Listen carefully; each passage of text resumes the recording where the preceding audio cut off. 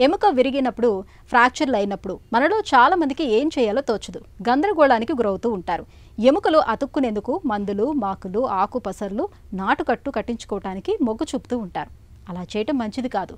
వాటి వల్ల ఎముక సరిగ్గా అతుక్కోకపోగా లేనిపోని సమస్యలు వచ్చి పడుతూ ఉంటాయి. నిజానికి ఎముక విరిగినప్పుడు ప్రథమ చికిత్సగా వెంటనే కొన్ని ప్రత్యేక జాగ్రత్తలు తీసుకుంటే మంచి ఫలితం ఉంటుంది. ఎముక విరిగినప్పుడు, ఫ్రాక్చర్లు అయినప్పుడు వెంటనే ఏం చేయాలో, ఏం చేయకూడదు ఇప్పుడు తెలుసుకుందాం.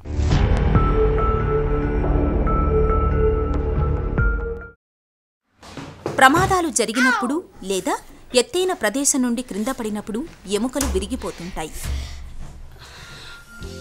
ఎక్కువగా చేతులు, కాళ్ల ఎముకలు ఇలా విరుగుతుంటాయి.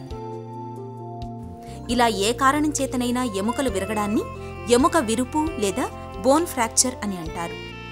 అయితే కొన్నిసార్లు ఏ కారణం లేకుండానే ఎముకలు బలహీనంగా ఉన్నందువలన కూడా విరగవచ్చు. ఇలా ఎముకలు ఫ్రాక్చర్లు అయిన సందర్భాలలో మనలో చాలా మంది బాధితుల్ని ఎలా పడితే అలా ఆసుపత్రికి తరలిస్తుంటారు.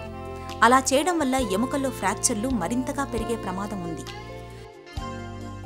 ఎముకలు విరిగినప్పుడు ముందుగా దెబ్బ తగిలిన చోట రక్తస్రావం అవుతున్నట్లయితే గాయాన్ని శుభ్రపరిచి రక్తస్రావాన్ని అరికట్టాలి. దెబ్బ తగిలిన భాగానికి విరిగిన ఎముక కదలకుండా కర్రబద్దలతో ఆధారం కల్పించాలి. జాగ్రత్తగా గట్టిగా కట్టుకట్టాలి. బ్యాండేజీ విరిగిన ఎముక మీద కాకుండా దానికి అటూ ఇటూ కట్టాలి. అయితే రక్త ప్రసరణ ఆగిపోయేంత గట్టిగా కట్టకూడదు. ఎముక విరిగిన భాగాన్ని కాస్త ఎత్తులో ఉండేలా కింద దిండును ఉంచాలి. నొప్పి మరీ తీవ్రంగా ఉందని చెబుతున్నప్పుడు ఐస్ ప్యాక్తో కాపడం పెట్టడం మేలు. బాధితుల్ని చదునుగా ఉండే చెక్కబల్ల వంటి వాటిపై పడుకోబెట్టి సాధ్యమైనంత త్వరగా ఆసుపత్రికి తీసుకెళ్లాలి.